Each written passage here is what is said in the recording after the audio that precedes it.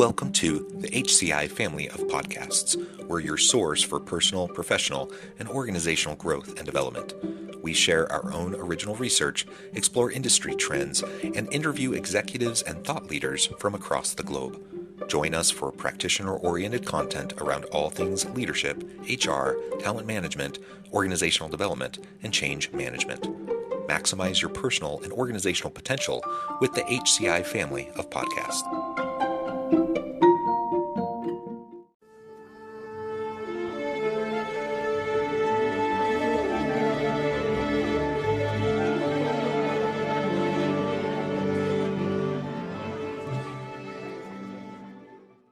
Deb Muller, welcome to the conversation today. Thanks for having me, John. It's a pleasure to be with you. Where are you joining me from? I am joining you from rainy, windy St. Petersburg, Florida. Oh, wonderful.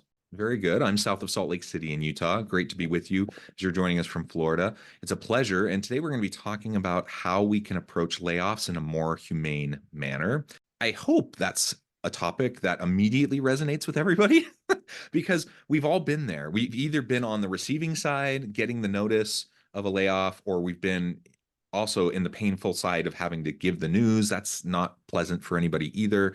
And a lot of times organizations just don't give enough attention to like how you can do this in a way that makes sense for the humans involved in this decision making. We all understand that sometimes it's what has to happen, as hard as it may be, and it's a hard decision, but there are better ways to do it than a lot of organizations often do. And I think it's highlighted really well in some of the social media trends that we've seen recently, where people are posting their layoffs. And I mean, what a bad like employer branding kind of mechanism that is happening through social media that you don't want. So certainly you want to treat people well, just to treat them well, but also from a business perspective, man, you're hurting your brand and you're hurting your ability to attract and retain good people if you're not doing things in a healthy, productive way. So that's what we're going to explore together today. As we get started, I wanted to share Deb's bio with everybody. Deb Muller is founder and CEO of HRCI. After serving in executive HR roles at numerous Fortune 500 companies, including Honeywell, Citibank, and Marsh & McLennan, Deb launched HRCI in 2006 to create technology with built-in expertise and equip organizations to manage employee relations more strategically. Deb provides a wealth of real-world experience and guidance to help companies strengthen processes, transform corporate culture and workplace culture, and elevate employee relations as a strategic driver of business success. She holds a BS in Industrial and Labor Relations from Cornell and an MA in Instructional Systems Development from the University of Maryland. And I could go on. You've done so many really cool things in your career, but I'll pause there. Anything else you would like to highlight by way of your background or personal context before we dive on in? No, I just, I love this conversation. I think it's really timely. And I think that all human resource professionals and our employee relations community out there is going to benefit from it. We just have to keep talking about how to do it better. Yeah, how to do it better is absolutely the case. And maybe we can start with just you framing up like why you think this topic is so important. I hope it's obvious to everybody, but with how poorly this is often done, it clearly isn't top of mind or top of priority to a lot of people who are in a lot of different types of leadership roles. It might be for HR people, but not necessarily for other middle managers or C-suite executives. Yeah. So the one thing I will think about it or talk about is some of the research that we've done sort of demonstrate that how you build brand loyalty with your employees is how you treat them in the moments that matter. And the moments that matter are the ones that are not so great in a work environment. Employers don't expect things to be or employees don't expect things to be perfect, but they do expect the employer to take care of them. So you might say, well, wait a second, this person's leaving the organization, they're going out, what do we care? Well, we do care, first of all, because all the other employees see this happening and they say, this is me, or how are they going to treat me? And then the other thing is we're also talking a lot about boomerangs now. People that come back to the workforce. We're no longer talking about people that stay 10, 20 years, but organizations are starting to embrace the generation that leaves after a year, 2 years as potential employees coming back. So it's become even more critical. And as you mentioned before, we have this transparent generation that loves putting things on TikTok, So where we used to say to people, watch what you say or write because you don't want it on the front page of the Wall Street Journal. Say, you don't want to open up TikTok and see a meme or whatever, some caricature or an actual recording of what you're doing. Yeah, absolutely. And the boomerang effect, I think that's really important to note too, because we can wring our hands about it and say, oh, this younger generations, they're leaving, they're transitioning jobs so quickly, blah, blah, blah. Like we can bemoan that all we want, but it's the reality. And it's really, it comes from both directions. I mean, it's coming from the corporate direction, it's coming from the employee direction. And employees today, honestly, like most people in a lot of industries, if they're going to stay marketable, if they're going to stay like at market with pay, they have to move. They have no choice. Like you have to move, you have to go to a different place. And if you don't, you're actually seen as like damaged goods. Like, why aren't you moving and progressing and moving up? And so people Right. are leaving. They kind of have to just to manage their own career. And if that's the case, 100%, you need to be thinking about how do you get them back? How can you pull them back in 5 years? So that boomerang effect is really strong. And when they're leaving, especially if it's something like a layoff, how you treat them is what they will remember. Yeah, well, I mean, I would say I might counter that I don't think you always have to leave. As a CEO has many employees, my hope is that our culture is such that you can find development opportunities, you can grow and expand. But I get that. The other challenge that organizations have now is that a large majority of our employees are remote. So going and yes. changing jobs is very easy. You turn your computer off one day and you log into a different computer the next day. You're not saying goodbye. You're not packing up your box of things. You don't have all your pictures spread in your office or your cubicle that you used to have. So you're building less loyalty by the office environment. And so it is much easier to make that, like, psychologically, it's easier to make that switch. So it's happening. And it certainly depends on the organization. You're absolutely right. But the general trend and how the psychological contract in the workplace has degraded over the last few decades, like, right, it's a different world than it was, when I was younger, when you were younger. That's just the reality. And so if we're going to manage within this current environment, and as things continue to evolve in the next 5-10 years, the nature of work is shifting, the future of work is different than today even. This is one of many really important considerations that we have to keep at top of mind. Okay, so go ahead. I was saying we're talking layoffs here. So traditionally, a layoff is not about your performance. Right. It's not because you've done something poorly.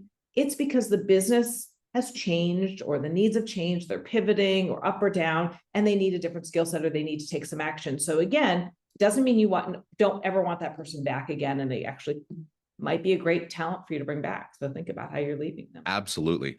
And I mean, just add layers onto this. If we look at the tech industry, for example, and the mass tech layoffs that we've seen over the last year, 18 months from different organizations, there's a distaste in the mouth of a lot of people because they're like, well, C-suite executives, they just don't even know what they're doing. Like, they're over hiring. So they're creating the very problem that now they're trying to solve. And so they're creating the pain in my life, in my career, etc. So you already have, in many types of jobs and many types of organizations, you already have that kind of pain point and that perception that people are dealing with as they're leaving. And if you just treat them in a terrible way as they're exiting, I mean, chances of you getting them back are pretty slim. And we're in a tight labor market with skills gaps, and we can't afford that, right? Most organizations can't afford that. Well, we think about some of the layoffs that we've seen, the good, the bad, and the ugly. The better ones, if there's such a thing, is where there is that transparency from leadership that this is not something you've done, it's something we've done. And we're taking accountability for it. And unfortunately, the impact is that we have to let you go, and really explaining why the business hasn't formed and taking accountability as leaders for making decisions that haven't panned out. I think that plays a lot better. I mean, being transparent, tell them the way it is, and actually, share the information with the employees. Yeah, absolutely. Transparency goes a long way. People understand it's a volatile environment. Despite maybe what we might, in retrospect, we might, be looking back and we might be thinking, oh, that was a dumb decision. But nobody has a crystal ball. We don't know what's going to happen. So just be straightforward and honest about it. Explain why things are happening the way they're happening. Own it. Take responsibility for it. That will go a really long way in just helping people feel, not good about being laid off. Nobody's going to feel good, but at least being able to accept it and understand it. It's not, it's me kind of a situation. And look, the world has thrown us things no one would have ever thought, which Yeah. certainly did the labor market, COVID, in one way we were laying off people, and then there's this extreme demand. And it just, I gotta believe that we're going to continue to get new situations in the workplace that are going to throw curveballs that are going to impact hiring and keeping people, laying people off. 100%. Whether it's the pandemic, I mean, who knows? The next pandemic could be right around the corner. So hopefully not, but something like that could happen. But, war, economic disruptions, we have technological disruptions. Like, we basically just have to be ready for anything, which is a really hard place to be, but that's the reality. And yeah, so as long as we can take a more humane approach, I think it's going to be helpful. People understand you can't control everything. People understand you don't have a crystal ball. What people don't stomach well is when you gaslight, when you try to, change the narrative to save face later on, those sorts of things. And that's when you're going to get some really bad press, and then it's going to come back to hurt you later. All right, so let's talk about some of the strategies, and feel free to pull in any of the research that you've been doing in this space. But what are some of those strategies HR professionals or other middle managers up through the C-suite can use as they're trying to approach layoffs in a more humane manner? Yeah, well, the first thing we already kind of talked about that was the transparent communication. Number one, open and honest communication. It's really essential throughout the process. Clear explanation as to why the layoff is necessary, what criteria was used in the selection process, so that you can be clear about why you and not the person next to you, and also what support's going to be available for them. So really, when you get in front of employees, that is so critical. Prepare for it. This is not something you just kind of do the next day. HR folks, think about how you are preparing, how you're preparing your managers. Think about the questions that are going to be asked. Think about your communication timeline. When, how are you going to communicate to people? Again, if you're doing a few people, it's small layoff, it's easier. But if you're doing a lot, that rumor mill, the information that is can be dispersed, in real time about what's going on, assume it's going to happen. So what's the best way of doing things? And I think it changes how we approach these types of layoffs than we would have done a few decades ago, when you could actually get to people individually. Now you have to assume that they're going to hear about it. So do you do a meeting? Do you call people together and talk about what's happening? I might have said that's not the best approach, but sometimes it is. You're not face to face. You're not calling people into a conference room. Not sure that was the best way either. But you're calling people on the phone. They're at home. You're zooming in with them for most part. How is that going to impact them? I have to say, sometimes I wonder if that is not better. There's nothing worse than having a conversation with someone, communicating this information, and then them having to leave the room and go back to their office or ask and sort of deal with the situation. In some regards, from a kind of an empathy and humanity perspective, having them turn off the camera is easier. That being said, they're at home. Are their children at home? Are their spouses at home? What do they have to deal with? Do they have the right support? So the other thing, respect and empathy, making sure they have the support systems that they're going to need after the communication. And when you communicate, think about, what you're communicating. How is it going to impact them? That's really all they care about, right? At that moment, what's in it for me? What's my severance? What's my outplacement? What does that mean? What are the emotional supports? Now is a time, I would say, for organizations not to get stingy. You're really, giving people news. Is 2 weeks really enough? What can you do in 2 weeks? You sort of have to get yourself together. How much more does it really cost the organization to give people what they need? A lot of organizations now, keep your laptop. We can wipe it, because that we know you're going to need that. That might be the only computer they have. And now you're asking them to go look for a job, and you're going to take that away from them and have them have to expend it. So things like that can really go a long way. And that should be considered when you're kind of thinking about how to approach this. Yeah. I think that's hard. Obviously, when you're getting to the point of layoffs, there's financial reasons for that. You're trying to cut labor costs. And so on the one hand, you're like, we're trying to cut costs already anyways. And now you're saying we need to give a bigger severance. We need to give, more resources, more support for job placement and those sorts of things. I get it. Like, you're already making a hard decision there. But in the grand scheme of things, how much more expensive is it actually? And how would you want to be treated if you're the one getting laid off? I mean, that's something you also want to be thinking about. Yeah, when you do the math, it really isn't much. And sometimes, and I have to say, it's a pay me now, pay me later. Obviously organizations worry about the risk, right? We're going to get sued, or we're going to go down the path. First of all, you probably will. We live in a pretty litigious environment. Yeah. And even if you've done everything right, there's still cost disruption into all that. So if you can work through that, obviously that is helpful. But we like to think about, and all the things we think about with employee relations, if you go in with an employee first mindset, not a how do I shield the company from risk mindset, employee first mindset, you will mitigate your risk. I guarantee it. If you go in just worried about the organization, it's not gonna land well with the employee. So we always say go in with an employee first mindset. The other piece I think is often missed is our managers.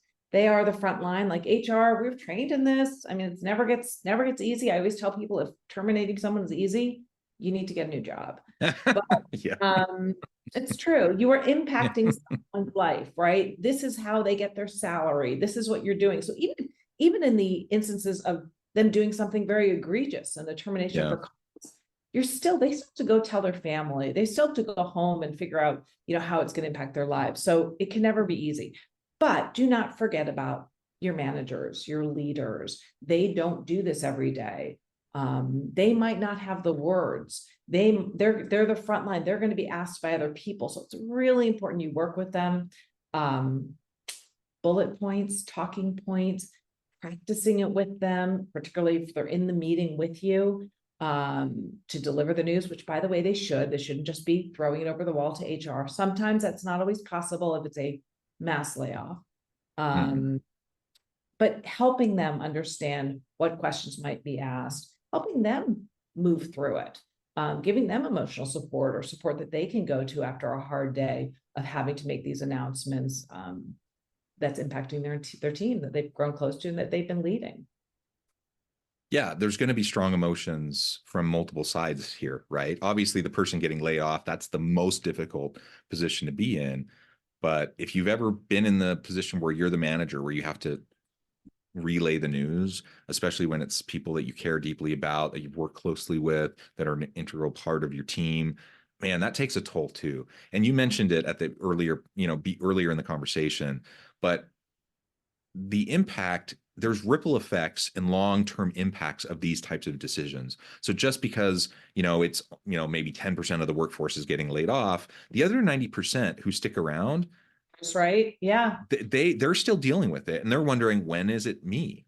Yeah. So the communication, go ahead. They're thinking about, am I next? They're thinking about what's their next round of layoffs going to look like. A lot of them are going to be mentally checking out, looking for jobs to preempt, what the next wave might look like, et cetera.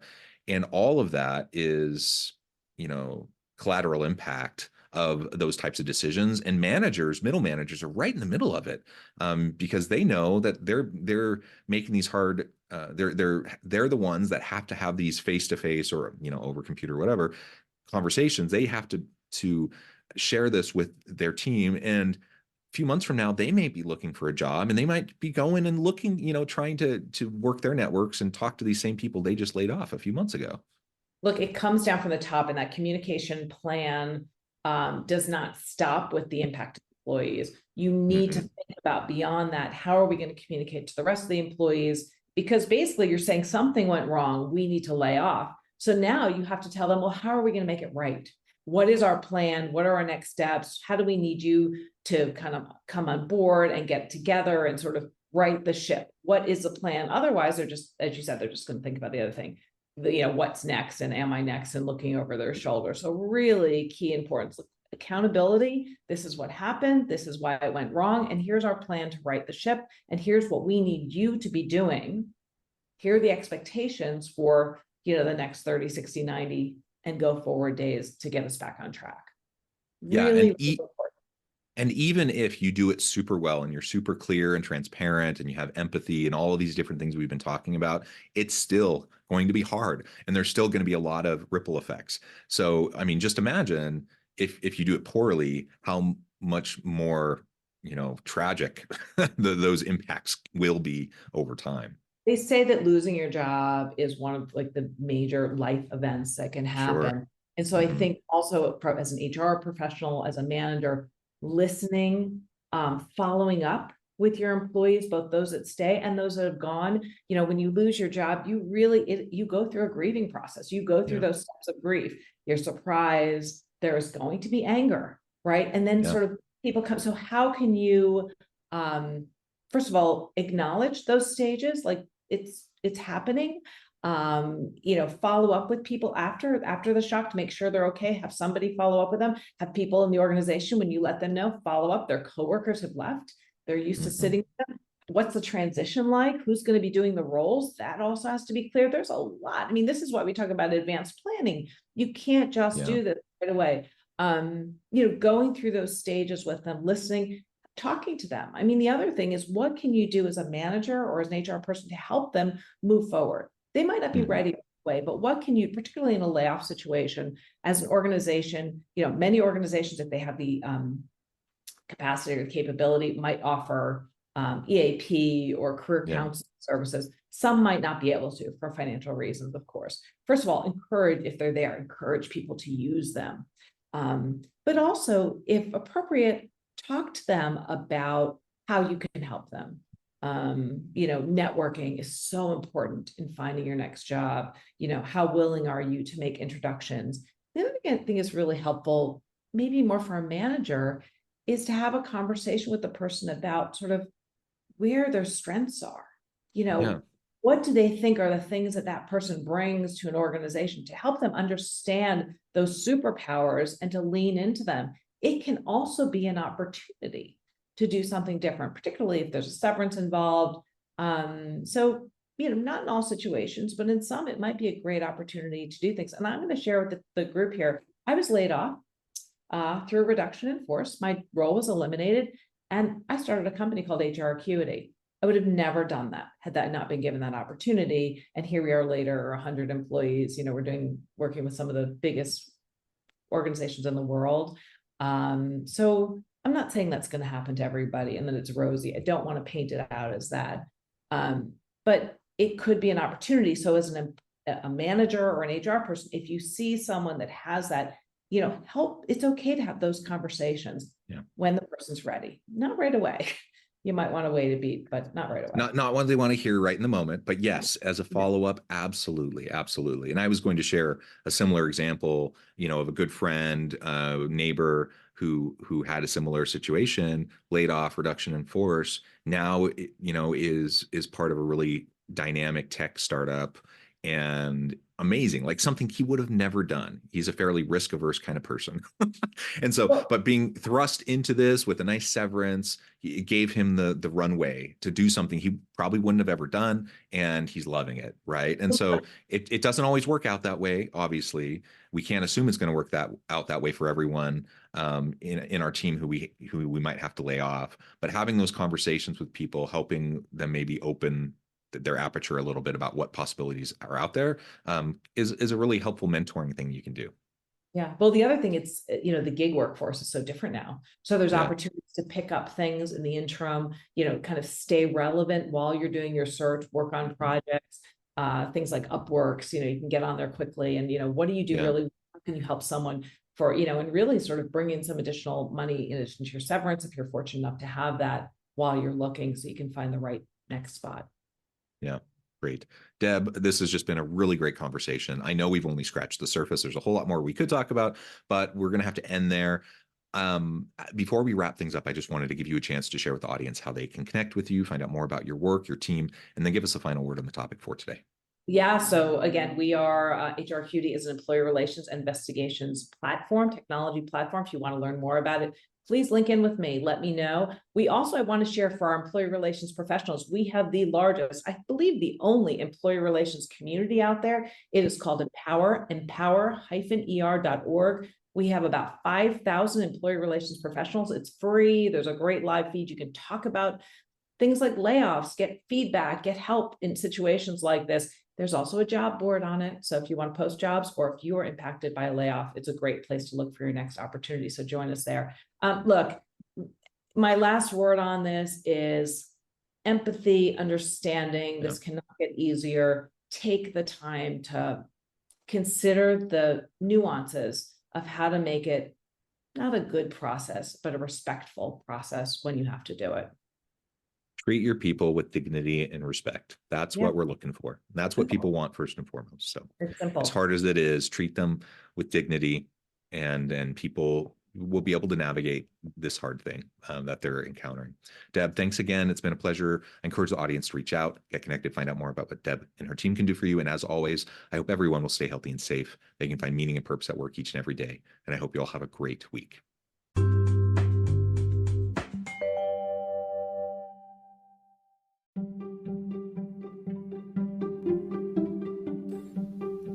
Thanks for joining us for this episode of the podcast. We hope you stay healthy and safe, and please join us again soon.